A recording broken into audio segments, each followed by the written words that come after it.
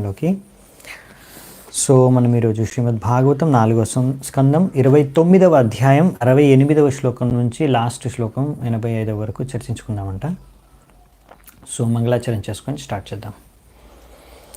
ఓం అజ్ఞానతిమిరాంధస్య జ్ఞానాంజనాశలాకయా చక్షోరున్మిలితం యేన తస్మై శ్రీగురవే నమః. శ్రీచైతన్యమనోభీష్టం స్థాపితం येन భూతలే స్వయం రూపః కదా మహ్యం దదాతి స్వపదాంతికం. వందేహం శ్రీగురూన్ శ్రీయుతాపదకమలం శ్రీగురూన్ వైష్ణవాంశ శ్రీరూపం సాగ్రజాతం సహగణ రఘునాథాన్వితాం తం సజీవం సాద్వైతం సావధూతం పరిజనసహితం కృష్ణచైతన్యదేవం శ్రీరాధా కృష్ణపాదాన్ సహగణలలితా శ్రీవిశాఖాన్వితాంశ నమావోం విష్ణుపాదాయ కృష్ణప్రేష్టాయ భూతలే శ్రీమతే భక్తివేదాంత స్వామినతే నామినే. నమస్తే సారస్వతే దేవే గౌరవాణి ప్రచారిణే నిర్విశేష శూన్యవాది పాశ్చాత్యదేశతారిణే. నమో మహావదన్యాయ కృష్ణ ప్రేమ ప్రదాయతే కృష్ణాయ కృష్ణ చైతన్య నామినే గౌరద్విషే నమః. హే కృష్ణ కరుణా సింధు దీనబంధు జగత్పతే గోపేశ గోపికా కాంత రాధా కాంత నమోస్తుతే.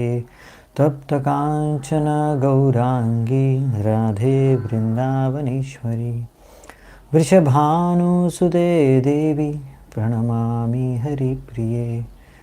నీలాచల నివాసాయ నిత్యాయ పరమాత్మనే బలభద్ర సుభద్రాభ్యాం జగన్నాథాయ తే నమః. వాంఛాకల్పతరుభ్యశ్చ కృపా సింధుభ్య ఏవ చ పతితానాం పావనేభ్యో వైష్ణవేభ్యో నమో నమః.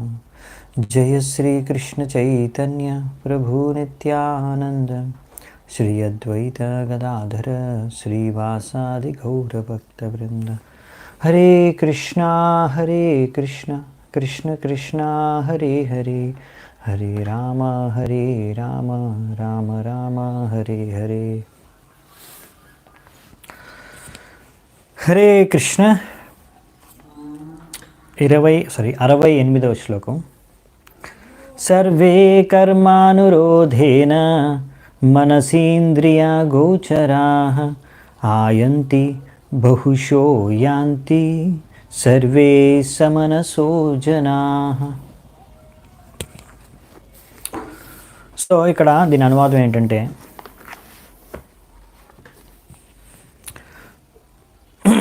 ఇప్పుడు మనము శరీరం మార్చినప్పుడు ఆత్మతో పాటు మనస్సు బుద్ధి అహంకారం కూడా ప్రయాణిస్తుంది. యాక్చువల్లీ మనస్సు బుద్ధి అహంకారం అనే సూక్ష్మ శరీరంలోనే ఆత్మ ఒక శరీరం నుంచి ఇంకో శరీరానికి ప్రయాణం చేస్తుంది. అంటే ఆత్మతో పాటే మనస్సు కూడా ఒక శరీరం నుంచి ఇంకో శరీరానికి ప్రయాణిస్తుంది. కాబట్టి ఇప్పుడు మనతో ఉన్న మనస్సు ముందున్న శరీరంలో కూడా మనతో పాటు ఉందన్నమాట. ఇప్పుడు కూడా ఉంది. తర్వాత నెక్స్ట్ శరీరం ధరించినప్పుడు ఆ శరీరంతో పాటు కూడా మన మనస్సు ఉంటుంది. ఇప్పుడున్న మనస్సే ఉంటుంది. సో అందుకనే ఇది ఎలాంటి శరీరాలు మనం ధరిస్తున్నాం అంటే ఎలాంటి మనకు కోరికలు ఉన్నాయి. ఈ బతుకు ప్రపంచానికి వచ్చిందే మనము ఇంద్రియాల ద్వారా భోగించి భౌతికగా సుఖాన్ని అనుభవించడానికి. సో ఎలాంటి ఇచ్ఛ భోగించాలనే ఇచ్ఛ ఉందో అటువంటి శరీరాలను ధరిస్తూ ఉంటాం అన్నమాట. ఎందుకంటే ఈ మనస్సులో అన్నీ రికార్డ్ అయిపోతూ ఉంటాయి థాట్స్. మనం ఏం కోరుకుంటాము, ఏం భోగించాలనుకుంటాము, మన కోరికలు అన్నీ కూడా మైండ్లో స్టోర్ అయి ఉంటాయి. దాని ప్రకారం మనకు నెక్స్ట్ శరీరాలు లభిస్తూ ఉంటాయి అన్నమాట. ఇంకా ఇవే మన కోరికలన్నీ మనసు యొక్క మనస్సు లోపల ఉన్నాయి కనుక మనము ఇవన్నీ మనస్సు కూడా మనకి రకరకాల మనస్సు సృష్టిస్తుందన్నమాట. మన కోరికల ప్రకారం, మనం చూసిన అనుభవం ప్రకారం రకరకాల వస్తువుల్ని, విషయాల్ని కళల్లో ఇంతకుముందు చర్చించుకున్నాం కదా లాస్ట్ శ్లోకంలో అలా. సో ఈ మనస్సులోకే రకరకాల కోరికలు వస్తూ ఉంటాయి, పోతూ ఉంటాయి. అందుకనే మన ఆచార్యులు నరోత్తమ్ దాస్ ఠాకూర్ ఆయన రాస్తున్నారు, గురుముఖ పద్మావాక్య చిత్తేతే కొరియా ఐక్య ఆరణా కొరి హో మనే ఆశా. సో ఇది గురు పూజలో మనం పాడతాం కదా. అంటే మన మనసులో ఒకటే ఉండాలి, మన గురు యొక్క ఆదేశాలు. ఈ గురువు యొక్క ఆదేశాన్ని పాటించాలనేది ఒక్కటే, ఒక మాత్రం లక్ష్యం ఉండాలి మనకి, ఇంకా వేరే లక్ష్యాలు ఉండకూడదు. ఈ విధంగా చూడండి, ఒకవేళ ఒక వ్యక్తి గురువు ఇచ్చిన ఆదేశాల ప్రకారం, నియమాల ప్రకారం ఎంతో ఖచ్చితంగా కఠోరంగా ఆ నియమాల్ని ఆదేశాలని పాటిస్తే అప్పుడు మనస్సు అనేది ట్రైన్ అవుతుంది. మనస్సు అనేది ట్రైన్ అవుతుంది. మనసుకి ఇది ట్రైనింగ్ అనమాట. మనసుకి ట్రైనింగ్ దొరికేది ఎలా? ఎప్పుడైతే గురువు యొక్క ఆదేశాలని కఠోరంగా పాటిస్తారో అది మనస్సు ట్రైనింగ్ అనమాట. ఈ విధంగా మెల్లిగా మనస్సు అనేది ఇలా భగవంతుడి సేవ తప్ప ఇంకొకటి వేరేది కోరుకోకుండా ట్రైన్ అవుతుంది మనస్సు. అప్పుడు మనస్సు ఏవో కోరికలు కోరుకోకుండా భగవంతుడికి సేవ చేసుకోవాలనే కోరిక మాత్రమే కోరుకుంటుంది. ఇది ఎలా సాధ్యమవుతుందంటే గురు యొక్క ఆదేశాలని మనము ఎంతో చక్కగా పాటించాలన్నమాట. ఇలాంటి ట్రైనింగ్ మనం మన మనసుకి ఇస్తే అప్పుడు మన జీవితం ధన్యమైపోతుంది. అదే ఇక్కడ రాశారు ప్రభుపాద వారి తాత్పర్యంలో. ఇది చాలా ఇంపార్టెంట్ పాయింట్. చాలామందికి అర్థం కాదు. ఒక్కొక్కరు ఇష్టం వచ్చినట్టు భక్తి చేసుకుంటూ ఉంటారనమాట. వాళ్ళకి మనసుకు ఎలా తోచితే అలా చేసుకుంటారు, వాళ్ళకి ఎలా మనసుకు నచ్చితే అలా చేసుకుంటారు. అలా కాదు చేసుకోవాల్సింది భక్తి. మన గురువు యొక్క ఆదేశాలు అనుసారంగా, ఆయన ఇచ్చిన నియమాల అనుసారంగా భక్తి యొక్క అంగాల్ని మనము పాటించుకోవాలన్నమాట. సో అదే ఇక్కడ చెప్తున్నారు. అలా చేస్తేనే మనస్సు ట్రైన్ అవుతుంది. ఇదంతా ఎందుకు మనం పాటించాలి? మనస్సు గురువు ఇచ్చిన ఆదేశాలు, తద్వారా మనస్సు ట్రైనింగ్ వచ్చి తద్వారా మనస్సు భగవంతుడి గురించి ఆలోచించి, భగవంతుడి సేవ గురించి ఆలోచించేలా తయారవుతుంది. అది జీవిత లక్ష్యం. మన మనస్సు ఒకవేళ ఎల్లప్పుడూ భగవంతుడి గురించి చింతించుకోగలిగితే మనం ఈ శరీరం వదిలేసిన తర్వాత నెక్స్ట్ భగవద్ధామానికి వెళ్ళిపోతాం.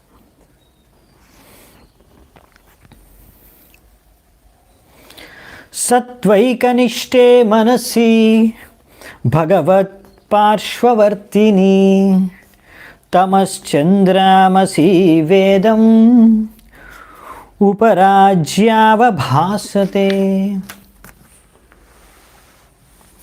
సో కృష్ణ భావనామృతం అంటే ఏమిటి? ఎల్లప్పుడూ కూడా మనము కృష్ణుడి యొక్క సాంగత్యంలో నివసించడం మనస్సు ద్వారా. అంటే మన మనస్సు ఎప్పుడు కూడా కృష్ణుడి గురించి చింతిస్తుంది అంటే అప్పుడు మన కృష్ణుడి సాంగత్యంలో ఉన్నాడు. సో మనం మొత్తం ప్రపంచంలో ప్రతి చోట కూడా కృష్ణుని దర్శించుకోగలుగుతాం. సో ఇది మామూలుగా సంభవం కాదు అలా, కానీ ఇది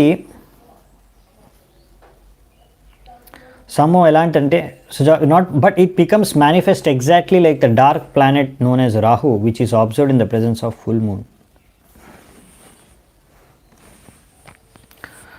అంటే ఇప్పుడు దీని అర్థం ఇక్కడ మనకి ప్రభుపాద వారు వివరిస్తున్నారు.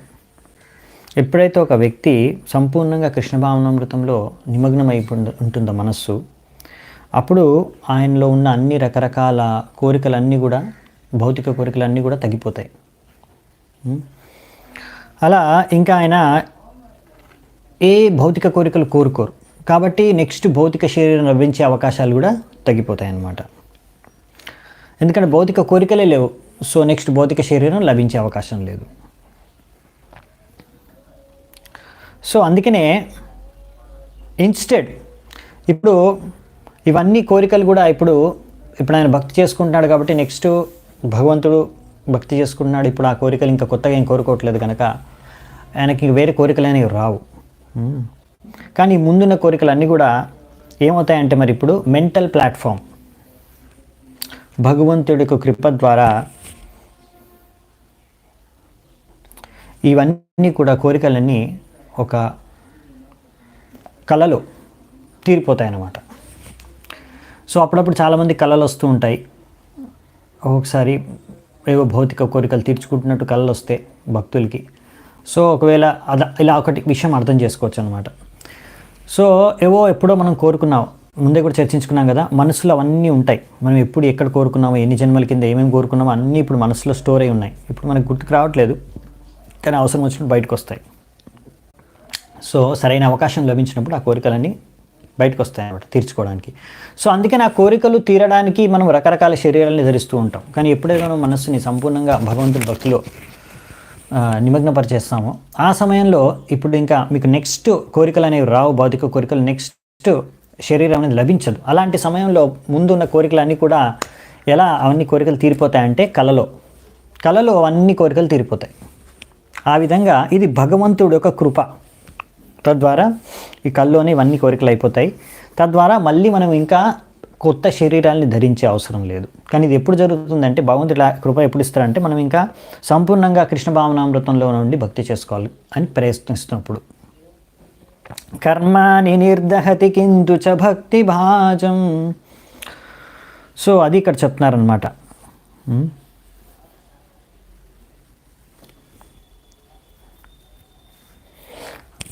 ఓకే, నెక్స్ట్ నాహం మమేతి భావోయం పురుషే వ్యవధీయతే యావద్బుద్ధి మనోక్షార్త గుణవ్యూహో హ్యనాదిమాన్.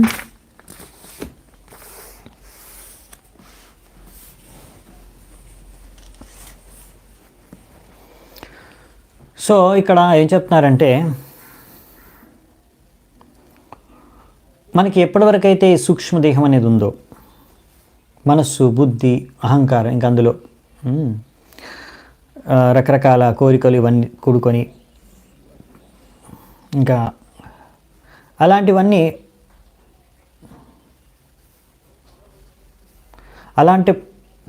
భౌతిక శరీరము, భౌతిక కోరికలు ఇవన్నీ ఉన్నంతకాలం ఆ కోరికల్ని తీర్చుకోవడానికి మనకు భౌతిక శరీరం అంటే స్థూల శరీరం కూడా ఉంటుంది.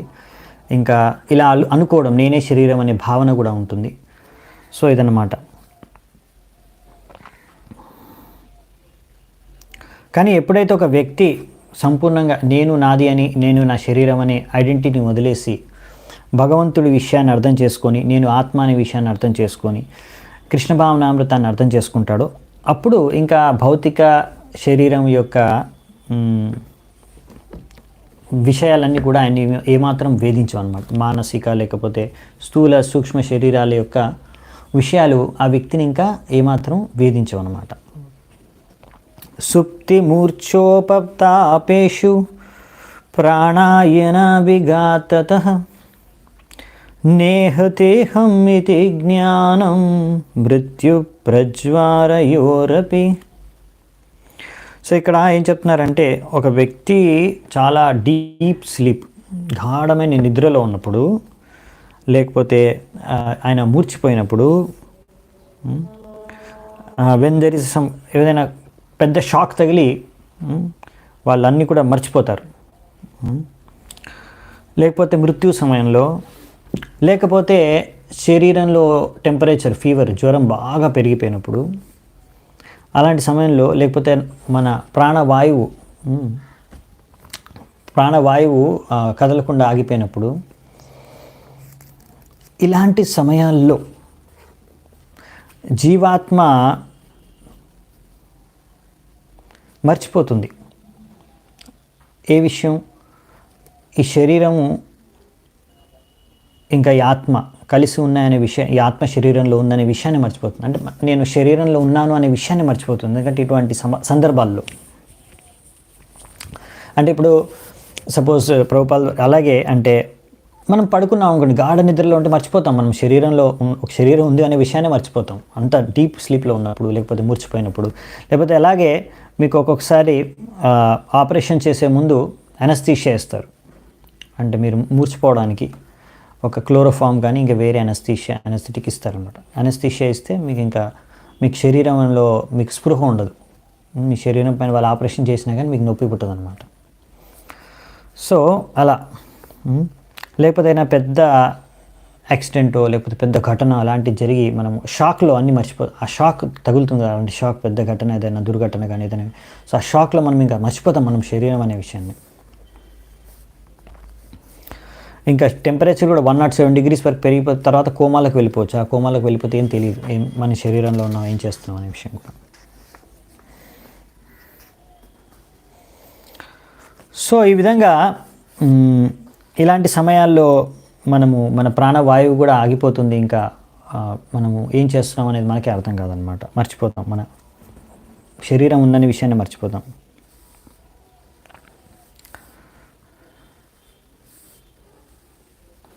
సో ఈ విధంగా మనకు అప్పుడప్పుడు ఇలా తెలియకుండా మనము భౌతిక స్థలంలో ఒకవేళ మనం ఆత్మ అనే విషయాన్ని సరిగ్గా అర్థం చేసుకోలేకపోతే మనం ఎక్కువగా సూక్ష్మ లేకపోతే స్థూల శరీర స్థాయిలోనే పనిచేస్తూ ఉంటాం.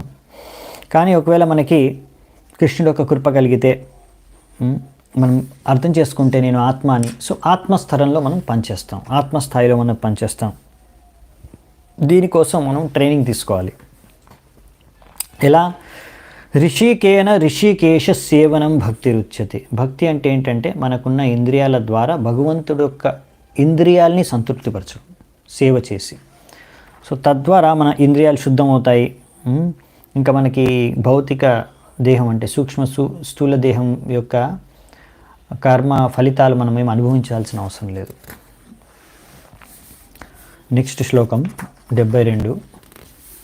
గర్భే బాల్యేపి అపౌస్కల్యాత్ ఏకాదశావిధం తదా లింగం న దృశ్యతే యూనః కుహ్వాంచంద్రామసోయత. ఒక వ్యక్తి యవ్వనంలో ఉన్నప్పుడు ఆ సమయంలో అన్ని 10 ఇంద్రియాలు మనస్సు స్పష్టంగా కనిపిస్తాయంట. కానీ ఒక వ్యక్తి తల్లి గర్భంలో ఉన్నప్పుడు లేకపోతే చిన్నతనంలో ఉన్నప్పుడు ఇంకా అన్ని ఇంద్రియాలు కూడా ఇంకా మనస్సు కూడా సంపూర్ణంగా వికసితం అవ్వలేదు ఆ స్థాయిలో. ఎలాగైతే నిండు చంద్రుడు కూడా అమావాస్య రోజు అంధకారంలో కనిపించడు అలా. సో బేసికలీ ఇక్కడ చెప్పేది ఏంటంటే ఎలాగైతే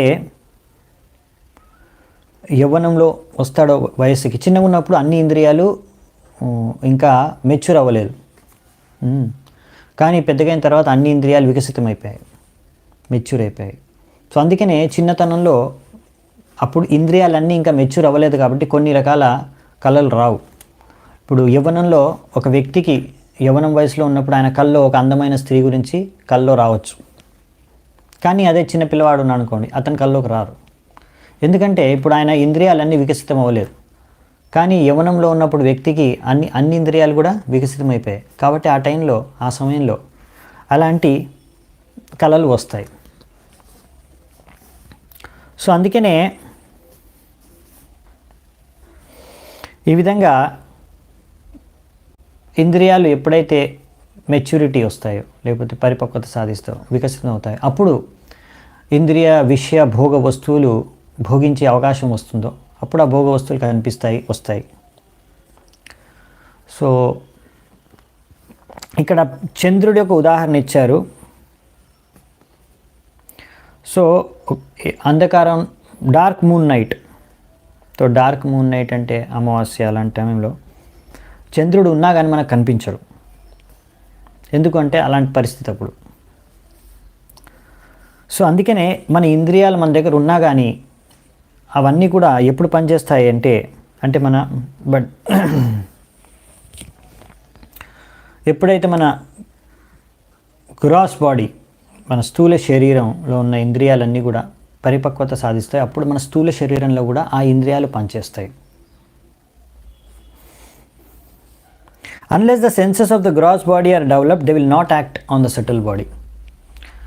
ఓకే, అందుకనే చిన్నతనంలో ఉన్న కళలు ఇప్పుడు అందమైన స్త్రీ చిన్న పిల్లవాడి కళలో రాదు, కానీ యవ్వనంలో ఉన్న వ్యక్తి కళలో వస్తుంది. ఎందుకంటే ఇప్పుడు ఇంద్రియాలు మెచ్యూర్ అయ్యాయి, డెవలప్ అయ్యాయి. చిన్నగా ఉన్నప్పుడు డెవలప్ అవ్వలేదు ఇంకా, అందుకని. అలాగే చిన్నతనంలో ఉన్నప్పుడు అలాంటి ఒక అందమైన స్త్రీని భోగించాలనే కోరికలు చిన్నపిల్లవాడికి రావు అన్నమాట, కానీ యవ్వనంలో ఉన్న వ్యక్తికి వస్తాయి. సో అది కూడా అంటే ఇలా స్థూల దేహం సూక్ష్మదేహం కూడా అలా కనెక్షన్ ఉందన్నమాట. అర్థేహి అవిద్యమానేపి సంసృతిర్న నివర్తతే ధ్యాయతో విషయానస్య స్వప్నేనార్థాగమూయత.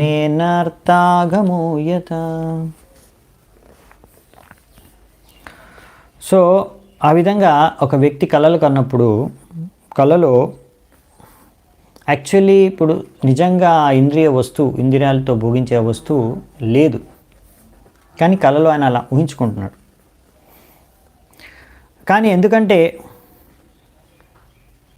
ముందు ఎప్పుడో ఆయన వస్తువుని చూశాడు, సాంగత్యం చేశాడు, కనుక ఇప్పుడు అవన్నీ కూడా కళ్ళలో వస్తున్నాయి.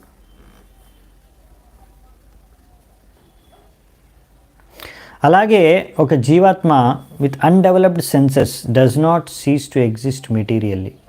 ఇంకా ఇంద్రియాలు డెవలప్ అవ్వలేకపోతే ఆ టైంలో అవన్నీ ఇంద్రియ భోగ వస్తువులు రావు.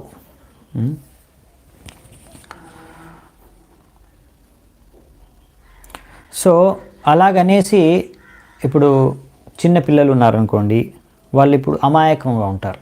అమాయకంగా ఉన్నంత మాత్రాన వాళ్ళు శుద్ధం అని చెప్పలేము, ఎందుకంటే ఇంకా వాళ్ళు కూడా ఇంద్రియాలు ఉన్నాయి, కానీ ఇప్పుడు డెవలప్ అవ్వలేదు అంతే. డెవలప్ అయినప్పుడు వాళ్ళు ఎలా వ్యవహరిస్తారో అప్పుడు మనకు అర్థమవుతుంది. సో అందుకనే చిన్నగా ఉన్నప్పుడు పిల్లలందరూ శుద్ధం అనకూడదు, అమాయకం, ఇన్నోసెంట్ అనొచ్చు. ఇది అసలైన సత్యం. ఎందుకంటే ఇవన్నీ కూడా మెల్లిమెల్లిగా ఇంద్రియాలు డెవలప్ అయినప్పుడు వాళ్ళ ఉన్న కోరికలు, ఇచ్చలు అన్నీ కూడా బయటకి వస్తాయన్నమాట. అప్పుడు అర్థమవుతుంది వాళ్ళ అసలు కోరికలు ఏంటి, అసలు ఉద్దేశం ఏంటి, అసలు స్వరూపం ఏంటి అని. సో అందుకనే ఈ యొక్క కర్మ ఫలాలన్నీ కూడా యాక్చువల్లీ 3 స్టేజెస్లో మన సూక్ష్మ శరీరంలో దాగి ఉంటాయి. ఒకటి బీజ, కూటస్థ, ఇంకా ఫలోన్ముఖ. బీజ అంటే రూట్ స్టేజ్, కూటస్థ అంటే ఇచ్ఛా రూపంలో, ఇంకా ఫలోన్ముఖ అంటే ఇప్పుడు ఇంకా ఆ ఫలాన్ని ఇవ్వబోతుంది ఆ స్థాయిలో. ఇంకా ప్రారబ్ధ అంటే ఆల్రెడీ మీరు దాన్ని అనుభవిస్తున్నారు ఆ ఫలాన్ని. సో అందుకనే ఒకవేళ ఈ యొక్క ఫలాలను మీరు అనుభవించట్లేదు ఈ సమయంలో, ఎందుకంటే ఇంకా మీ శరీరం కానీ మనస్సు కానీ ఆ యొక్క స్థాయికి చేరుకోలేదు అందుకారణంగా. సో దాన్ని ముక్త అవస్థ అని మాత్రం అనుకోకూడదు. సో అందుకనే ఒక పిల్లవాడు అతను అమాయకం, ఎందుకంటే ఇంకా ఆయన యొక్క ఇంద్రియాలు డెవలప్ అవ్వలేదు, కానీ అతను ముక్త జీవి కాదు. ఆ విషయాన్ని మనం అర్థం చేసుకోవాలి. ఎందుకంటే సమయం అయిన తర్వాత ఆయన ఇంద్రియాలు కూడా మెచ్యూర్ అయిన తర్వాత, డెవలప్ అయిన తర్వాత ఆయనకున్న కోరికలన్నీ కూడా బయట వ్యక్తం అవుతాయి.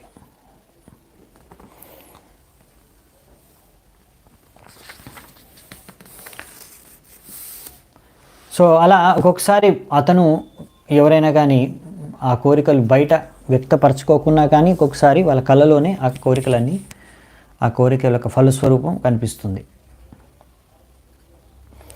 ఏవం పంచవిధం లింగం త్రివృత్ షోడశ విస్తృతం యేష చేతనయా యుక్తో జీవ ఇత్యభిధీయతే. సో మొత్తం ఇక్కడ 5 ఇంద్రియ భోగ వస్తువులు, 5 ఇంద్రియాలు, జ్ఞానేంద్రియాలు, 5 కర్మేంద్రియాలు, ఇంకా మనస్సు, మొత్తం 16 ఉన్నాయి. ఇవన్నీ కలిపి ఈ జీవుడి శరీరంలో ఉంటాయి. ఇవన్నీ కూడా 3 గుణాలు, భౌతిక గుణాల ద్వారా ప్రభావితమై పనిచేస్తూ ఉంటాయి. ఆ విధంగా ఒక బద్ధజీవి ఈ యొక్క భౌతిక ప్రపంచంలో జీవిస్తూ ఉంటాడు. సో మధ్వాచార్యుల ప్రకారం మన చేతన ఏదైతే ఉందో హృదయంలో, ఇది 3 గుణాలు దాన్ని ప్రభావితం చేస్తాయి.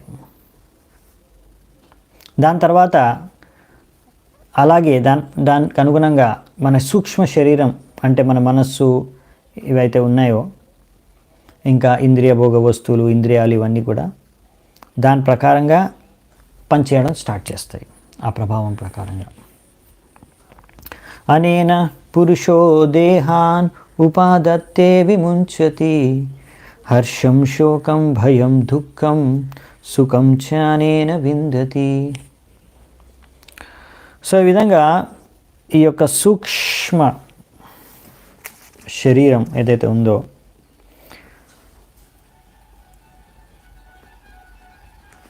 దాని యొక్క కోరికలు, దాని యొక్క ప్రభావం ద్వారానే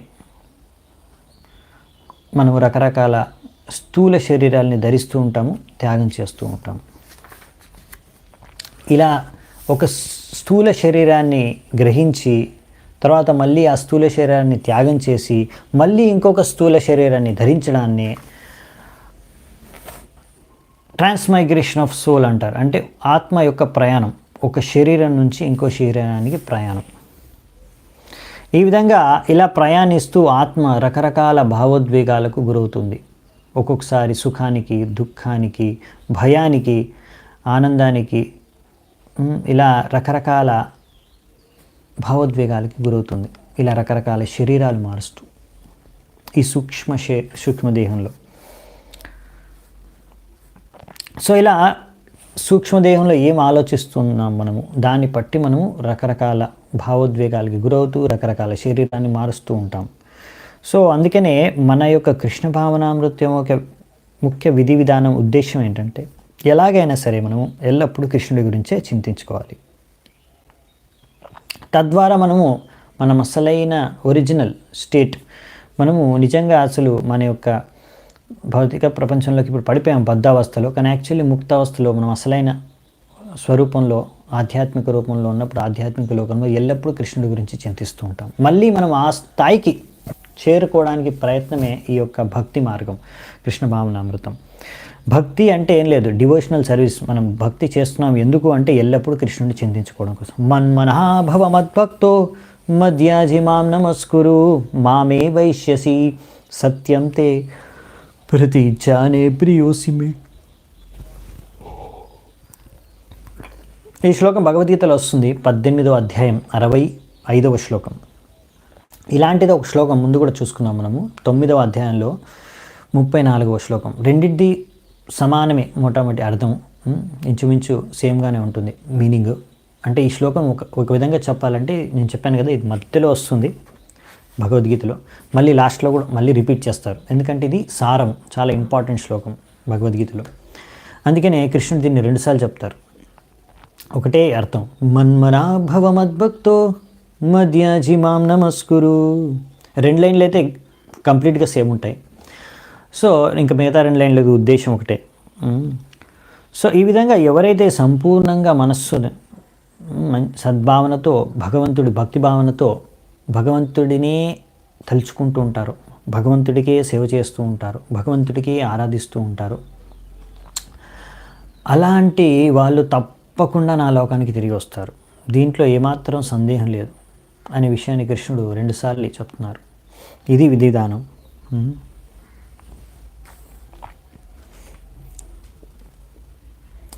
సో ఇప్పుడున్న సైకియాట్రిస్టులు, సైకాలజిస్టులు, వీళ్ళు చాలామంది డాక్టర్లు కానీ వీళ్ళందరూ సైంటిస్టులు కానీ వీళ్ళు మనస్సు ఉందనే విషయాన్ని గ్రహించారు.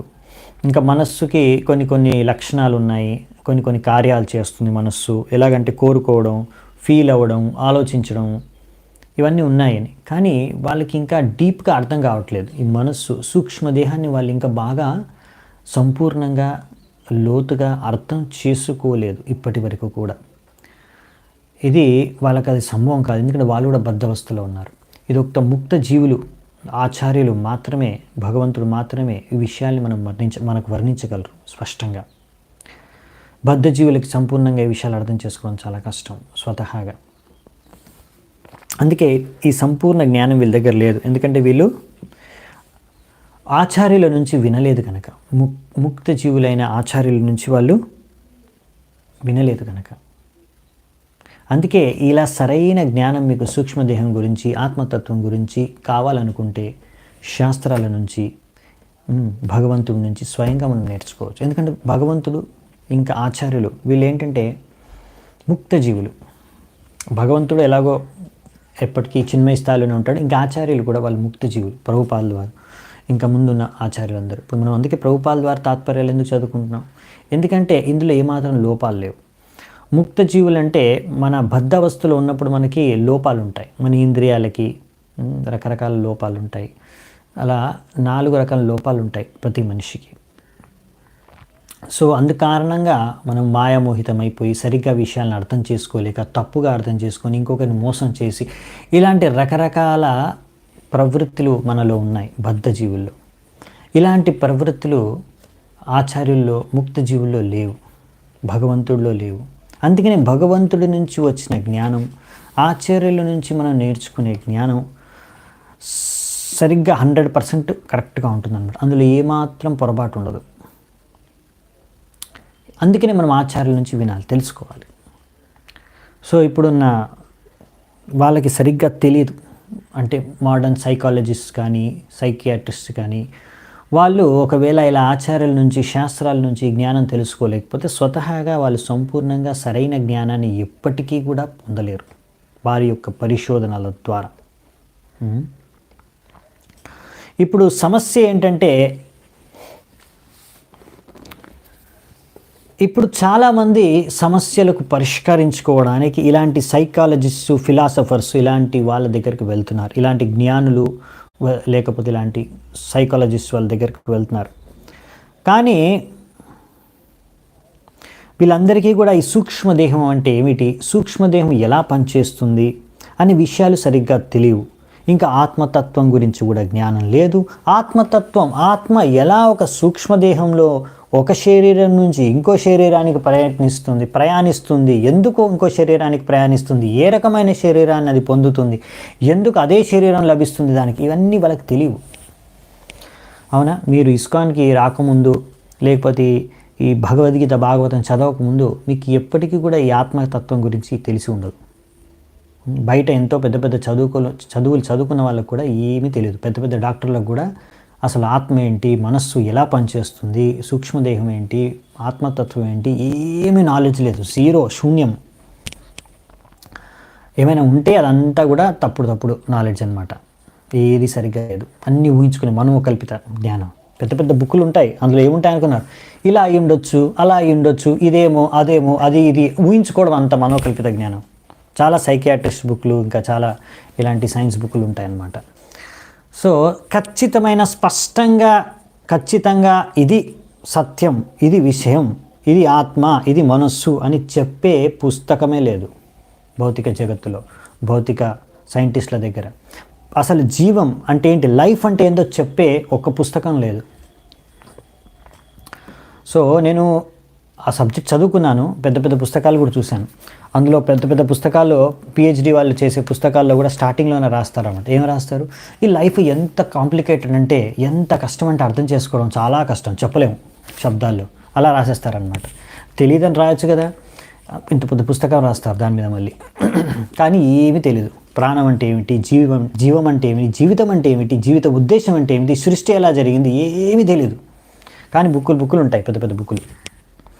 అంతా ఏంటంటే ఊహించుకుందాం, ఇది అయి ఉండొచ్చు, అలా అయి ఉండొచ్చు, ఇదేమో అదేమో, గెస్ అనమాట అంతా. కానీ ఇక్కడ మనకు చాలా స్పష్టంగా ఇచ్చారు ఎలా శరీరం మారుతుంది, ఆత్మ ఎలా ఒక శరీరాన్ని వదిలేసి ఇంకో శరీరాన్ని ధరిస్తుంది. దాన్ని చూసి నువ్వు కంగారు పడవు. ఎవరైతే తెలివైన వ్యక్తి, ధీరుడు ఉంటాడో, సరైన జ్ఞానం కలిగి ఉంటాడో, ఆ వ్యక్తి ఎప్పుడు కూడా ఇలాంటి శరీర మార్పిడిని చూసి, ఆత్మ చేసే శరీర మార్పిడిని చూసి అతను ఎప్పుడు కూడా భయపడ్డు, లేకపోతే విచలితమవుడు, మోహితుడవుడు. దేహినోస్మిన్ యథా దేహి కౌమారం యౌవనం జరా తథా దేహాంతర ప్రాప్తిర్ ధీరస్తత్తణ ముహ్యతి. ఎలాగైతే ఒక ఆత్మ చిన్నతనంలో చిన్న పిల్లవాడి శరీరం ఉంటుంది, పెద్దగా అయిన తర్వాత యవ్వనంలో యవ్వన వయసులో ఒక యువకుడి శరీరం ఉంటుంది, వృద్ధాప్యంలో వృద్ధుడి శరీరం ఉంటుంది. ఇప్పుడు దాని తర్వాత ఇంక శరీరం పనికిరాదు. అలాంటి సమయంలో ఈ శరీరాన్ని వదిలేసి కొత్త శరీరాన్ని ధరిస్తుంది. ఎలాగైతే ఇప్పుడు చిన్నప్పటి నుంచి శరీరం మారుస్తూనే ఉంది, మన శరీరం ప్రతి క్షణం మారుతూనే ఉంది. అవునా? ఇది మన సైన్స్ కూడా రుజువు చేసింది. సో మన శరీరము ప్రతి క్షణం మారుతూనే ఉంది. సో అలా మృత్యువు కూడా శరీరాన్ని అంటే ఆత్మ ఈ శరీరాన్ని వదిలేసి ఇంకో శరీరాన్ని ధరిస్తుంది. ప్రతి క్షణం శరీరం మారుతుంది. ఓన్లీ మృత్యు సమయంలోనే కాదు. ఆ మృత్యు సమయంలో మీకు అర్థమవుతుంది, కొంచెం కనిపిస్తుంది అయ్యి చచ్చిపోయాడు. కానీ యాక్చువల్లీ ఏంటంటే ఈ శరీరాన్ని వదిలేసి కొత్త శరీరాన్ని, ఎందుకంటే ఇంకా ఈ శరీరాన్ని మార్చి అడ్జస్ట్ చేసి ఇంకా జీవించలేదన్నమాట ఆత్మ, ఇంకా కొత్త శరీరం ధరించాల్సింది. అప్పుడు ఈ శరీరాన్ని వదిలేస్తుంది. నెక్స్ట్ శ్లోకం 76. యథా తృణాజ్జలూకేయం నాపయాత్యపయాతి చ నత్యజేన్మ్రియమాణోపి ప్రాగ్దేహాభమతిం జనః యావదన్యం న విందేత వ్యవధానేన కర్మణా మన ఏవ మనుష్యేంద్ర భూతానాం భవభావనం. ఇక్కడ ఒక మంచి ఉదాహరణ ఇచ్చారు. క్యాటర్పిల్లర్ని, ఇప్పుడు క్యాటర్పిల్లర్ ఉంటుంది, అదేంటంటే ఒక ఆకు నుంచి ఇంకొక ఆకు పైకి ఎలా ప్రయాణిస్తుంది,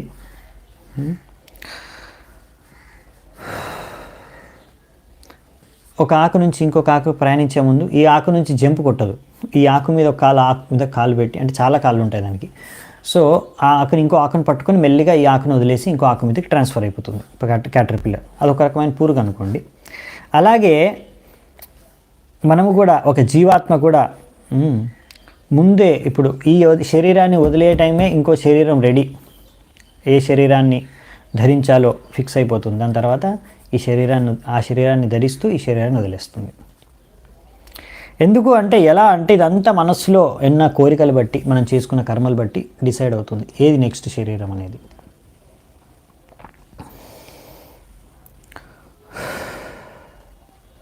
సో కానీ చాలామంది ఏంటంటే ఈ విషయాలు అర్థం చేసుకునే వాళ్ళు, ఈ ఆత్మజ్ఞానం లేని వాళ్ళు, ఇదే దేహం, ఇదే శరీరం, ఇదే నేను అని అనుకునే వాళ్ళు ఈ శరీరాన్ని వదలడానికి ఇష్టపడరు. సో అలా వదలలేక మృత్యు సమయంలో కోమాలకు వెళ్ళిపోతారు. ఇలా చాలామంది పెద్ద పెద్ద నాయకులు ఇలా కోమాలకు వెళ్ళిపోయినట్టు ఘటనలు ఉన్నాయి, సాక్ష్యాలు ఉన్నాయి. ఇది చాలా సాధారణం అని ఇక్కడ చెప్తున్నారు ప్రభుపాల్ వారు. ఎందుకంటే వాళ్ళు ఇంకా ఆలోచిస్తున్నారు, అయ్యో నేను శరీరాన్ని వదిలేస్తే చచ్చిపోతే నా దేశంకి ఏమవుతుంది, నా ప్రాణాలు వెళ్ళిపోతే ఈ ప్రపంచంకి ఏమైపోతుంది, నా సంసారం ఏమైపోతుంది, నా పరివారం ఏమైపోతుంది, నా సమాజం ఏమైపోతుంది, ఇలా ఆలోచిస్తూ వాళ్ళు కోమలోకి వెళ్ళిపోతారు. కానీ ఈ విషయం జనాలు అర్థం చేసుకోరు, అన్నీ నేనే చేస్తున్నాను అనుకుంటారు. యాక్చువల్లీ ప్రకృతి యొక్క నియమాల యొక్క, ప్రకృతి యొక్క గుణాల యొక్క ప్రభావంలో వ్యక్తి పనిచేస్తున్నాడు అంతే. రజోగుణం చేత ప్రభావితమైతే రజోగుణం ద్వారా ఎలాంటి కార్యాలు చేస్తాడో అలాంటి కార్యాలు చేస్తున్నాడు. కానీ నేనే చేస్తున్నాను అనుకుంటాడు. ప్రకృతే గీయమానాని గుణైకర్మాణి సర్వశః అహంకారా విమూఢాత్మ కర్తాహం ఇది మన్యతే. ఒక మూర్ఖుడు ఏంటంటే అహంకారంతో కూడుకున్న వ్యక్తి నేనే కర్త, నేనే అన్నీ చేస్తున్నాను అని ఊహించుకుంటాడు. అది మూర్ఖత్వం. యాక్చువల్లీ ఏంటంటే అతను రకరకాల గుణాలు, భౌతిక గుణాల ద్వారా ప్రేరేపితమై ఆ కార్యాలు చేస్తున్నాడు అంతే. వారి యొక్క మాయామోహితమై గుణాల ద్వారా, భౌతిక గుణాల ద్వారా ప్రేరేపితుడై రకరకాల కార్యాలు చేస్తున్నాడు. కానీ ఊహించుకుంటాడు నేనే అన్నీ చేస్తున్నాను, అది మూర్ఖత్వం అన్నమాట.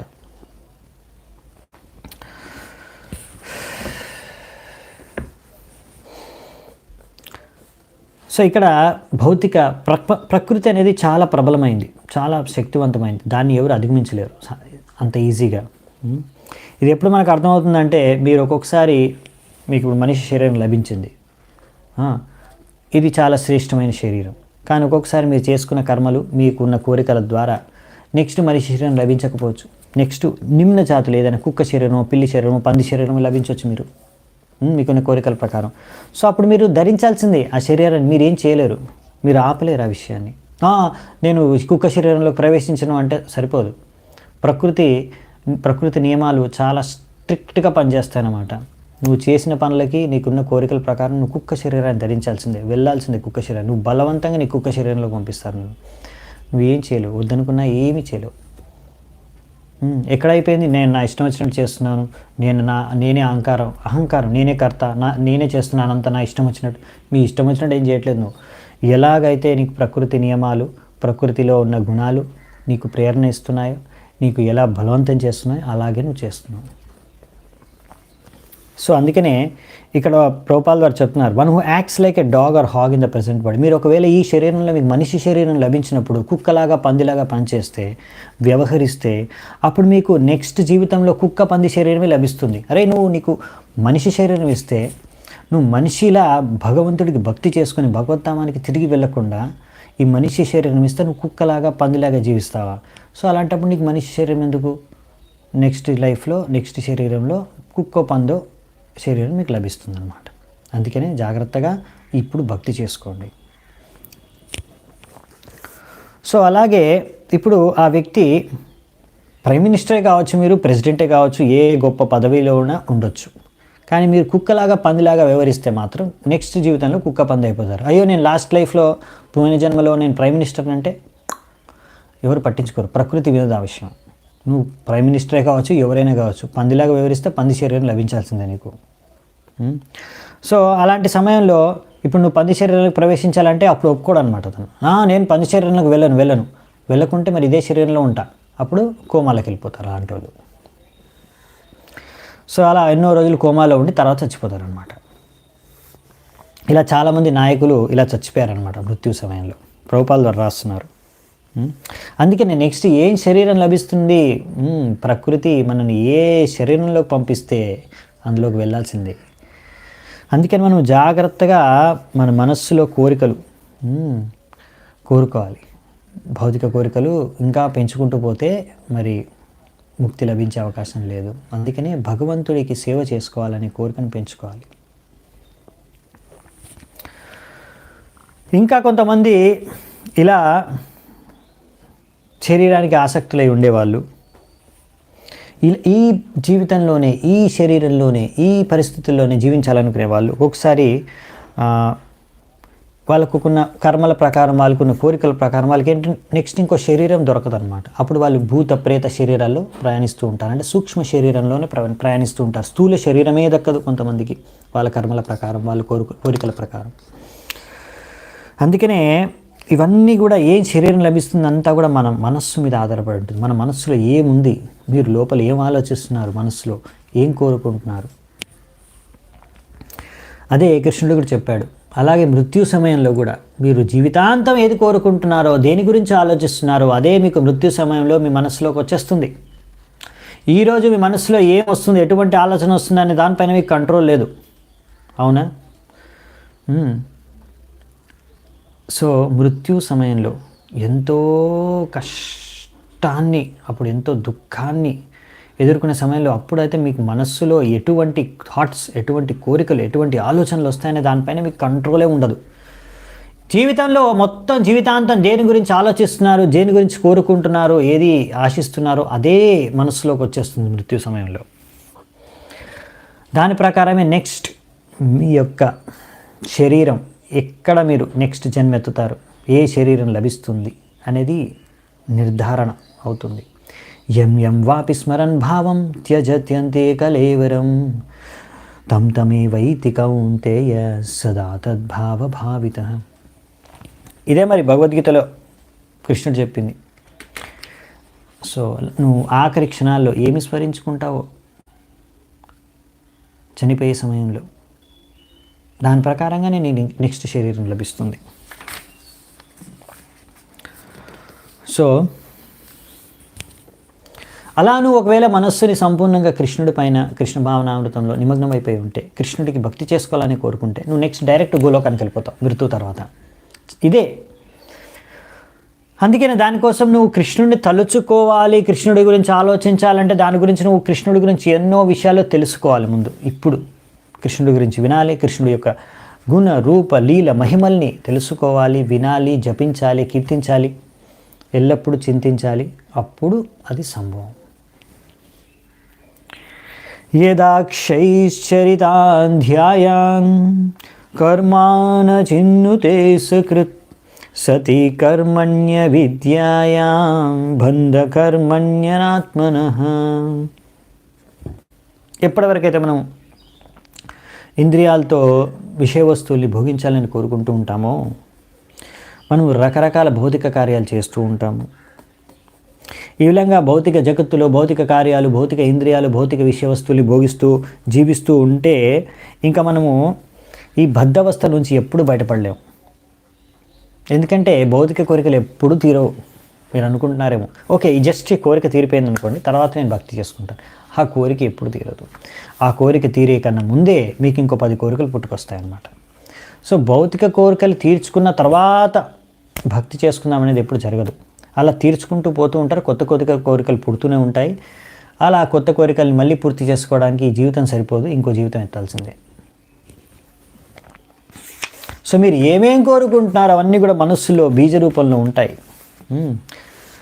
అందుకనే ఈ బీజాలే తర్వాత మీకు కొత్త కొత్త శరీరాల్ని సృష్టిస్తాయి. అందుకే మనం ఏం చేసినా కానీ అది భగవంతుడి కోసమే చేస్తే, అన్ని కర్మలు కూడా భగవంతుడి కోసం, భగవంతుడి సంతుష్టి కోసం చేస్తే మనం ఈ కర్మబంధనం నుంచి ముక్తి పొందవచ్చు. అదే భగవద్గీతలో చెప్పారు, యజ్ఞార్థాత్ కర్మణోన్యత్ర లోకోయం కర్మబంధన. ఒకవేళ మనం భగవంతుడి కోసం కర్మలు చేస్తే, భగవంతుడి కోసమే అన్ని కార్యాలు చేస్తే, అప్పుడు ఈ భౌతిక బంధనంలో మనం చిక్కుకోకుండా ఉంటాము. లేకపోతే భౌతిక బంధనంలో చిక్కుపోతాము. ఇది ఫిక్స్ 100%. ఒకటే మార్గం, వేరే మార్గం లేదు. సో అందుకనే మరి మనం ఇప్పుడు భౌతిక శరీరంలో ఉన్నప్పుడు మనం ఏం చేయాలి అంటే, మనం కార్యాలు చేయాలా వద్దా?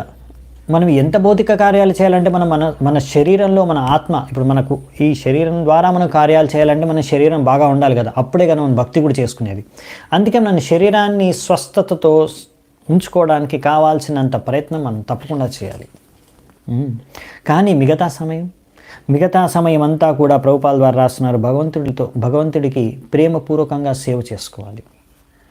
ఈ విధంగా మనం చేస్తే అప్పుడు భౌతిక కార్యాల యొక్క ఫలాల నుంచి, బంధనాల నుంచి మనకు ముక్తి లభిస్తుంది. సో నెక్స్ట్ 79వ శ్లోకం. అతస్తద్ అపవాదార్థం భజ సర్వాత్మనా హరిం పశ్యంస్తదాత్మకం విశ్వం స్థిత్యుత్పత్త్యుప్యయతః. ఇక్కడ ఏం చెప్తున్నారంటే, ఈ సృష్టి, పాలన, సంహారం అంతా కూడా భగవంతుడి కోరిక అనుసారంగానే జరుగుతుంది, ఇచ్ఛానుసారంగానే జరుగుతుంది. కాబట్టి మొత్తం ప్రపంచం అంతా కూడా ఆయన అధీనంలోనే ఉంది, ఆయన నియంత్రణలోనే ఉంది. ప్రతి ఒక్కటి ఆయన నియంత్రణలోనే నడుస్తుంది. ఈ విషయాలు మనం సరిగ్గా అర్థం చేసుకోవాలంటే మనం నిరంతరం భగవంతుడి భక్తిలో యుక్తమై ఉంటే అప్పుడు అర్థం చేసుకోగలం. భగవంతుడు కృష్ణుడు భగవద్గీతలో చెప్తున్నాడు, మయ్యాసక్త మనః పార్థ యోగం యుంజం మదాశ్రయ అసంశయం సమగ్రం మాం యథాజ్ఞాస్యసి తశృణు. ఓ అర్జున, విను, నువ్వు ఎలా ఈ మొత్తం ఈ భక్తి యోగ పద్ధతిని ఎలాగైతే నువ్వు ఎల్లప్పుడూ నా గురించే చింతిస్తూ నీ మనస్సంతా కూడా నాపైనే పెట్టి ఈ విధంగా నువ్వు నన్ను సంపూర్ణంగా అర్థం చేసుకోవచ్చు. ఇందులో ఏమాత్రం సంశయం లేదు. సో భగవంతుడిని అర్థం చేసుకోవాలంటే దానికి మీరు సంపూర్ణంగా మనస్సు పెట్టి భగవంతుడి పైన చింతిస్తూ భగవంతుడి గురించే సేవ చేసుకొని భక్తి చేసుకోవాలి. ఇంకా భగవంతుడు చెప్పింది సరిగ్గా వినాలి. సో అందుకే భగవద్గీతను మనం బాగా చదివి దాన్ని అర్థం చేసుకొని దాన్ని జీవితంలో పాటిస్తే, గీతా భాగవతం, అప్పుడు మనం భగవంతుడిని అర్థం చేసుకొని మన మనస్సు భగవంతుడి పట్ల ఆకర్షితం అవుతుంది. సో ఇప్పటివరకు మరి చెప్పారు మన నారదముని. ప్రాచీన బరీకున్న అన్ని ప్రశ్నలకు సమాధానాలు చెప్పేశారు. ముఖ్యంగా ఈ ఆత్మతత్వ జ్ఞానం గురించి, ఆత్మ యొక్క ప్రయాణం గురించి. ఇప్పుడు నెక్స్ట్ ఫైనల్గా మైత్రేయుని ఏమంటారో చూద్దామంట. అంటే నారదముని చెప్పాల్సిందంతా చెప్పేశాడు. దాని తర్వాత మైత్రేయ ఉవాచ భాగవత ముఖ్యో భగవాన్ నారదో హంసయోర్గతిం ప్రదర్శయహ్యముం ఆమంత్ర్య సిద్ధలోకం తతో గమత్. సో మైత్రేయుని ఇక్కడ చెప్తున్నాడు విదురుడికి. ఏమని చెప్తున్నాడు? ఓ గొప్ప మహాభక్తుడైన ముఖ్యమైన భాగవత భక్తుడైన భగవంతుడికి నారదముని, నారదో హంసయోర్గతిం. సో ఆయన వెళ్ళిపోయాడంట. ఇప్పుడు మొత్తం ప్రాచీన బరికి మొత్తం అంతా చెప్పిందంతా చెప్పాల్సిందంతా చెప్పేసి భగవంతుడి గురించి, భక్తుడి గురించి, జీవాత్మ గురించి మొత్తం సంపూర్ణ జ్ఞానం ఇచ్చేసి ఇంకా రాజుకు కూడా ఇన్విటేషన్ ఇచ్చాడంట, ఆహ్వానం, మీరు కూడా రండి, నేను ఇప్పుడు సిద్ధలోకానికి వెళ్ళిపోతున్నాను అని సిద్ధలోకానికి వెళ్ళిపోయాడంట ఆయన. సిద్ధలోకం తతో గమత్. సో ఆయనకు కూడా ఆమంత్ర్య అంటే ఆయనకు కూడా ఆమంత్రణ ఇచ్చాడు, అంటే ఆయనకు కూడా ఇన్విటేషన్ ఇచ్చాడు, మీరు రండి నేను సిద్ధలోకానికి వెళ్ళిపోతున్నాను, ఇక్కడే ఉండి ఇంకా ఏంది మీరు కర్మకాండ కార్యక్రమాలు ఇంకా వదిలేసి నాతో పాటు వచ్చేయండి, సిద్ధలోకానికి నేను వెళ్ళిపోతున్నాను అని నారదుని బయలుదేరుతున్నాడంట. ఇప్పుడు సిద్ధలోకం అంటే ఎక్కడుందంటే అది బ్రహ్మలోకానికి ఒక ఉపగ్రహం సిద్ధలోకం. సో అక్కడ వాళ్ళందరూ కూడా ఒక గ్రహం నుంచి ఇంకో గ్రహానికి వెళ్ళడానికి ఏరోప్లేన్ అవసరం లేదనమాట. వాళ్ళకి ఏ ప్లేన్ లేకుండానే వాళ్ళు స్వయంగా డైరెక్ట్గా స్పేస్లో ట్రావెల్ చేయొచ్చు, ఆకాశ మార్గంలో వాళ్ళు ప్రయాణించవచ్చు అనమాట. వాళ్ళకి ఏ వాహనం అవసరం లేదు. నారదుని ఆ సిద్ధలోకానికి చెందిన వ్యక్తి అనే విషయాన్ని మనకు అర్థమవుతుంది ఇక్కడ. ప్రాచీన బర్హిరాజర్షి ప్రజా సర్గాభిరక్షణే ఆదిశ్యపుత్రానగమత్ తపసే కపిలాశ్రమం. సో అప్పుడు ఇంకా అందరి మంత్రులు అక్కడ కూర్చొని ఉన్నారు. వాళ్ళ సమక్షంలోనే ప్రాచీన బరి రాజు ఇంకా తన కుమారులు అంటే ప్రచేతలు తపస్సు చేయడానికి వెళ్ళారు. 10,000 సంవత్సరాలు తపస్సు చేశారు నీటి లోపల. వాళ్ళు ఇంకా తిరిగి రాలేదు. అవునా, వాళ్ళు వచ్చే వరకు ఇంకా ఎదురు చూడట్లేదు. ప్రాచీన బరి ముందనుకున్నాడు వచ్చిన తర్వాత చూద్దామని. ఇప్పుడు వాళ్ళ కోసం ఎదురు చూడకుండా ఆ కుమారులకి తన పుత్రులకి ఏం ఆదేశాలు ఇవ్వాలో ఆ ఆదేశాలు ఇచ్చేశాడు మంత్రులకే. వాళ్ళు వచ్చిన తర్వాత ఇవి నా ఆదేశాలని వాళ్ళకి తెలియజేయండి, ఓకేనా, ఇప్పుడు నేను బయలుదేరుతున్నాను అనేసి. ఇంకా అంటే మెయిన్లీ ఆదేశాలు అంటే ఇప్పుడు నేను రాజు కదా, ప్రజల్ని ఎలా సంరక్షించాలి దీని గురించి ఆదేశాలన్నీ ఆయన తన పుత్రులకు కావాల్సిన ఆదేశాలన్నీ తన మంత్రుల దగ్గరనే వదిలేసి ఆయనకి ఇల్లు వదిలేసి ఇంకా కఠోరమైన తపస్సులు చేయడానికి కపిలాశ్రమం అనే తీర్థస్థలానికి వెళ్ళిపోయాడంట. వీర రాఘవాచార్య ప్రకారం ఈ ప్రజల్ని సంరక్షించడం అంటే ఏమిటి అంటే వర్ణాశ్రమాన్ని సరిగ్గా స్థాపించడం. తద్వారా ఇప్పుడు అందరూ కూడా వర్ణాశ్రమం ప్రకారం వాళ్ళ యొక్క కార్యాలు సేవలు చేసుకుంటూ ఉంటే తద్వారా వాళ్ళ యొక్క సంరక్షణ జరుగుతుంది భౌతికంగా ఆధ్యాత్మికంగా. సో ఇలా అందరూ వర్ణాశ్రమ పద్ధతిని అనుసరించకపోతే రాజుకి ప్రజలని సంరక్షించడం పరిపాలించడం చాలా కష్టంగా మారిపోతుంది. అందుకనే ప్రజలందరూ కూడా ప్రగతి సాధిస్తూ భౌతికంగా ఆధ్యాత్మికంగా సంతుష్టంగా సురక్షితంగా ఉండాలి అంటే వర్ణాశ్రమ ధర్మాన్ని అనుసరించాలి సామాన్య ప్రజలందరూ కూడా. దానికి బాధ్యత అలా వాళ్ళందరూ పాటించే విధంగా చూసే కర్తవ్యం బాధ్యత రాజుది. సో అందుకనే ప్రభుపాదులు వాళ్ళు అంటున్నారు సమాజం అంతా శాంతి భద్రతలతో నెలకొల్పాలి అంటే మీటింగ్లో కూర్చొని లా పాస్ చేస్తే సరిపోదు, సమాజంలో వర్ణాశ్రమాన్ని స్థాపింపజేయాలి, అప్పుడే అది సంభవం. సో ఇప్పుడు శ్రీధర స్వామి చెప్తున్నారు మనకి కపిలాశ్రమం అనేది ఎక్కడుందంటే ఎక్కడైతే గంగా నది వెళ్ళి సముద్రంలో కలుస్తుందో దాన్ని గంగా నది వెళ్ళి ఎక్కడ సముద్రంలో సాగరంలో కలుస్తుందో ఆ స్పాట్లోనే కపిలాశ్రమం ఉంది. ఈరోజు కూడా మీరు వెళ్ళి చూడొచ్చు, అది గంగా సాగర్ అంటారు ఆ స్థలాన్ని. సో ఎక్కడైతే గంగా నది బంగాళాఖాతంలో సాగరంలో కలుస్తుందో ఆ స్థలమే గంగా సాగరం. సో అది ఎంతో గొప్ప తీర్థస్థలం. అక్కడ కపిలముని ఆశ్రమం ఉంది, కపిలముని అక్కడే నివసిస్తాడు. సో ప్రతి మకర సంక్రాంతికి ఎంతో వేల లక్షల మంది ప్రజలు భక్తులు యాత్రికులు వెళ్ళి అక్కడ ఆ గంగా సాగరంలో స్నానం చేస్తారు మకర సంక్రాంతి రోజు. సో ఇక్కడే కపిలముని నివసిస్తూ తపస్సులు చేస్తూ భక్తి చేసుకుంటూ ఉంటాడు ఎల్లప్పుడూ. సో ఆ కపిలాశ్రమానికి ప్రాచీన బరి ఆ కపిలాశ్రమానికి బయలుదేరాడు ఇల్లు వదిలేసి తపస్సులు చేసుకోవడానికి. 82వ శ్లోకం. తత్రైకాగ్రమనాధీరో గోవిందాచరణాంభుజం విముక్త సంగనుభజాన్ భక్త్యా తత్సామ్యతామగాత్. ఇలా కపిలాశ్రమంలో కఠోరమైన తపస్సులు వ్రతాలు అన్నీ అనుసరించిన తర్వాత ప్రాచీన బరిహి ఆయనకు సంపూర్ణమైన ముక్తి లభించిందంట. అన్ని రకాల భౌతిక ఉపాధుల నుంచి ఆయన ముక్తుడైపోయాడంట. ఆయన సంపూర్ణంగా భగవంతుడి హరి గోవింద చరణాంబుజం గోవిందుడికి పూజించుకొని భక్తి చేసుకొని అతను మళ్ళీ గోవిందుడి సమానంగా ఆయనకు కూడా రూపం లభించిందంటే అంటే దీని అర్థం ఏంటంటే ఏ తత్సామ్యతామగత్ అంటే భగవంతుడు లాంటి రూపం లభించిందంటే సారూప్య ముక్తి లభించిందంట ప్రాచీన బరికి ఇలా భక్తి చేసుకోవడం కారణంగా నారదుని యొక్క మార్గదర్శనంలో. సో ఈ విధంగా ఇక్కడ మనకి తెలియజేస్తున్నారు అన్నమాట. ఈ భౌతిక ప్రపంచాన్ని నుంచి ఒక వ్యక్తి ఈ మాయా ప్రపంచాన్ని నుంచి బయటికి పడి భౌతిక ప్రపంచం నుంచి బద్ధవస్థ నుంచి ముక్తి సాధించాలి, భగవద్ధామానికి తిరిగి వెళ్ళాలి అంటే ఇదొక్కటే చాలా కష్టం. కానీ కృష్ణుడు అంటాడు అది సంభవం ఎలా, మనం కృష్ణుడికి శరణాగతులం అయిపోతే. దైవీహేష గుణమయి మమ మాయా దురత్యయ మామేవ ఏ ప్రపద్యంతే మాయామేతాం తరంతితే. అవునా, దైవీహేష గుణమయి మమ మాయా దురత్యయ, ఈ మాయ అధిగమించడం చాలా కష్టం.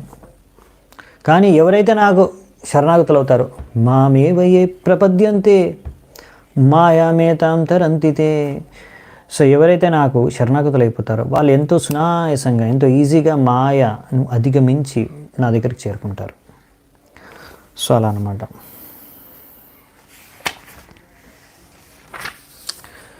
ఓకే, నెక్స్ట్ 83వ శ్లోకం చూద్దాం. ఏతదధ్యాత్మ పరోక్ష్యం గీతం దేవర్షినానఘ యశ్రావయేద్యశృణుయాత్ సలింగేన విముచ్యతే. సరే, ఇప్పుడు లాస్ట్కి ఫలశ్రుతి అంటే ఈ యొక్క ప్రవచనం లేకపోతే ఈ యొక్క కథనం, ఈ యొక్క ఉపాఖ్యానం, పురంజన ఉపాఖ్యానాన్ని విన్నందుకు విన్న వారికి చెప్పిన వారికి జరిగే లాభం, కలిగే ఫలం.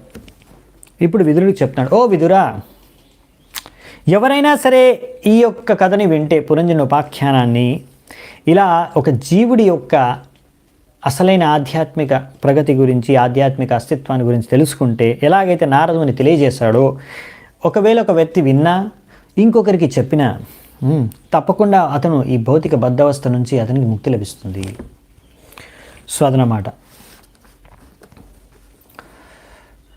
సో ఈ విధంగా ఎవరైనా సరే ఒక వ్యక్తి అదృష్టం కలిగితే అతను నిజంగా అదృష్టవంతుడైతే నారదముని లేకపోతే ఆయన యొక్క అనుచరుల్ని ఎవరో ఒకరిని ఆయన యొక్క సేవకుల్ని యొక్క సాంగత్యం కలిగితే తప్పకుండా ఆయనకి ముక్తి లభించే అవకాశం ఉంది. ఈ యొక్క భౌతిక ప్రపంచం నుంచి భౌతిక దేహం నుంచి బద్ధవస్థ నుంచి తప్పకుండా అతనికి ముక్తి లభిస్తుంది. సో అలాంటి అవకాశం ఎవరికైనా లభించిందంటే ఆయన అదృష్టవంతుడని. ఏతన్ముకుంద యశసా భువనం పునానం దేవర్షివర్యముగనిశ్రితమాత్మశౌచం యః కీర్త్యమానం అధిగచ్చతి పారమేష్ట్యం నాసిం భవే భ్రమతి ముక్త సమస్త బంధః. సో ఇక్కడ కథంతా ఈ పురంజనుడి ఉపాఖ్యానం అంతా నారదముని చెప్పాడు. ఇందులో మేము చూస్తున్నాము ఫైనల్గా చెప్పింది ఏంటంటే భక్తి చేసుకోవాలి, భగవంతుడికి భక్తి చేసుకోవడమే అసలైన సారం, అసలైన జీవిత లక్ష్యం అనే విషయాన్ని బాగా వర్ణించారు నారదముని. ఈ విధంగా ఈ యొక్క వర్ణన ద్వారా మొత్తం సృష్టి అంతా కూడా మంగళదాయకమైపోతుంది. అలాగే ఒక జీవుడికి హృదయం శుద్ధమైపోతుంది. ఇంకా ఆ వ్యక్తి అర్థం చేసుకుంటాడు అసలు నా అస్తిత్వం ఏంటి, అసలు నేను ఎవరు, నేను నా యొక్క ఆధ్యాత్మిక నా యొక్క ఐడెంటిటీ ఏంటి. ఈ విధంగా ఒక వ్యక్తి one who relates this transcendental narration will be liberated. ఎవరైనా సరే ఈ విషయాన్ని అర్థం చేసుకొని ఇంకొకరికి చెప్తే వాళ్ళకి తప్పకుండా ఈ భౌతిక ప్రపంచం నుంచి భౌతిక దేహం నుంచి వాళ్ళకి ముక్తి లభిస్తుందంట. నెక్స్ట్ అధ్యాత్మ పారోక్షమిదం మాయాదిగతం అద్భుతం ఏవం స్త్రియాశ్రమ పుంస చిన్నో మూత్ర చ సంశయ. ఈ పురంజనుడు ఉపాఖ్యానం చెప్పారు కదా, ఇదంతా కూడా ఇదంతా కూడా నేను నా యొక్క గురువు నుంచి ఎలా విన్నానో అలాగే మీకు చెప్తున్నాను ఓ విదురా. ఇందులో ఎంతో విజ్ఞానం, ఆధ్యాత్మిక జ్ఞానం ఉంది. ఇంకా ఒకవేళ ఒక వ్యక్తి దీన్ని అర్థం చేసుకుంటే, ఈ యొక్క ఉపాఖ్యానం యొక్క ఉద్దేశాన్ని అర్థం చేసుకుంటే తప్పకుండా అతనికి భౌతిక బద్ధవస్థ నుంచి అతను ముక్తుడైపోతాడు. ఎందుకంటే ఈ జీవితం తర్వాత మృత్యు తర్వాత ఈ విషయాలన్నీ అర్థం చేసుకుంటాడు. కాబట్టి ఒకవేళ ఒక వ్యక్తికి అసలు ఆత్మతత్వం ఏంటి, ఆత్మ ఎలా ప్రయాణిస్తుందనే విషయం, ఆత్మ ప్రయాణం గురించి తెలియకపోతే ఈ విషయాలన్నీ విన్న తర్వాత ఆత్మ ప్రయాణం గురించి సంపూర్ణంగా అర్థమైపోతుంది. సో ఇంకొక స్పెషల్ నోట్ అనేసి కొన్ని శ్లోకాలు ఇచ్చారా. అవి ఏంటంటే విజయధ్వజ తీర్థ ప్రకారం ఆయన మధ్వాచారి సంప్రదాయంలోనే ఒక ఆచార్యులు కొన్ని శ్లోకాలు ఇంకా ఉన్నాయని. సో 45 శ్లోకం తర్వాత 2 శ్లోకాలు, 79వ శ్లోకం తర్వాత 2 ఉన్నాయని, వాటిని కూడా ఇక్కడ ఇచ్చారు. సో అవి చూసుకొని ముందుకెళ్దామంట, ఇవి చూసుకొని ముగిద్దామంటే ఈరోజు. సర్వేషామేవ జంతూనాం సతతం దేహపోషణే అస్తి ప్రజ్ఞా సమాయత్త కో విశేషస్తదా నృణాం లబ్ధ్వేహాంతే మనుష్యత్వం హిత్వా దేహాద్య సద్గృహం ఆత్మశ్రిత్యా విహాయేదం జీవాత్మ సవిష్యతే. సో ఈ విధంగా మన శరీరాన్ని, భార్యను, పిల్లలను పోషించడం అనేది మనము పశువుల సమాజంలో కూడా చూస్తున్నాం. పశువులకి దీనికి కావాల్సిన మొత్తం జ్ఞానం ఉంది, సంపూర్ణ జ్ఞానం వాళ్ళ దగ్గర ఉంది. ఒకవేళ ఒక మనిషి కూడా ఇవే విషయాల గురించి ఆలోచిస్తూ జీవిస్తూ ఉంటే మరి మనిషికి ఒక పశువుకి తేడా ఏమిటి? అందుకని ఒక వ్యక్తి మనిషి జీవితం యొక్క ఉద్దేశం ఏంటో అర్థం చేసుకోవడానికి ప్రయత్నించాలి. ఎందుకంటే ఈ మనిషి జీవితం అనేది ఎన్నో జన్మల తర్వాత మనకు లభిస్తుంది. అందుకని ఒక తెలివైన వ్యక్తి ఈ భౌతిక దేహాన్ని, భౌతిక దృష్టికోణాన్ని వదిలి ఈ యొక్క భౌతిక అంటే స్థూల సూక్ష్మ విషయాల్ని వదిలి ఆధ్యాత్మిక విషయాలు, ఆధ్యాత్మిక జ్ఞానాన్ని తెలుసుకొని తద్వారా ఆ ఆధ్యాత్మిక స్థాయిలో స్థిరపడాలి. నెక్స్ట్ శ్లోకం వచ్చేసి భక్తి కృష్ణే దయా జీవేష్వకుంఠ జ్ఞానమాత్మని యది స్యాదాత్మనో భూయాత్ అపవర్గస్తు సంశ్రుతే. ఒక వ్యక్తి తన కృష్ణ భావనామృతాన్ని డెవలప్ చేసుకున్నారనుకోండి, వృద్ధి చేసుకున్నారనుకోండి, ఇంకా వేరే వారి పట్ల కృప చూపించారనుకోండి, అండ్ ఇఫ్ ఈ స్పిరిచువల్ నాలెడ్జ్ ఈస్ పర్ఫెక్ట్, అతని ఒక ఆధ్యాత్మిక జ్ఞానం అంతా కూడా పర్ఫెక్ట్ అయిపోతే అతనికి తప్పకుండా వెంటనే ఈ భౌతిక బంధనం నుంచి ముక్తి లభిస్తుంది. సో మనం ఏంటంటే మనం ఫస్ట్ మన జీవితాన్ని సార్థకం చేసుకొని తర్వాత ఇంకొక జీవులకి ప్రచారం చేయాలి. అంటే మనం సరైన జ్ఞానాన్ని మనం తెలుసుకొని ఇంకొకరికి కూడా ఈ ఆధ్యాత్మిక జ్ఞానాన్ని పంచాలి. దాన్నే ఇక్కడ దయా జీవేషు అన్నారనమాట. సో మనము ఫస్ట్ ఈ ఆధ్యాత్మిక జ్ఞానాన్ని తెలుసుకొని మనమే కృష్ణుడి యొక్క సేవకులం అనే విషయాన్ని అర్థం చేసుకొని ఇంకొకరికి ప్రచారం చేయాలి. అందుకనే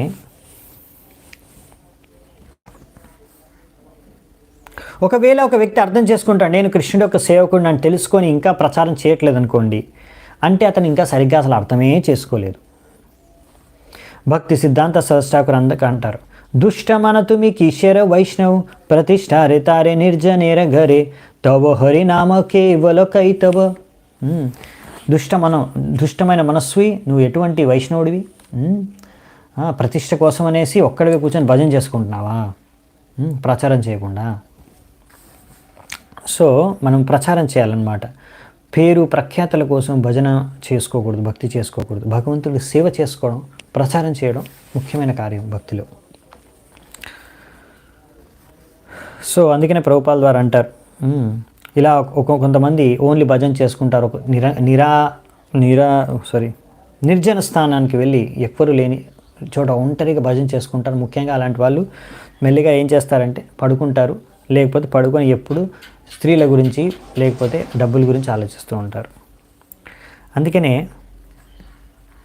అలాగే లేకపోతే ఇంకొంతమంది వ్యక్తులు మందిరంలో ఉండి ఓన్లీ భగవంతుడి విగ్రహ సేవ చేస్తున్నారు, అంతే పూజలు చేస్తున్నారు భగవంతుడికి, అంతే రకరకాల పూజలు.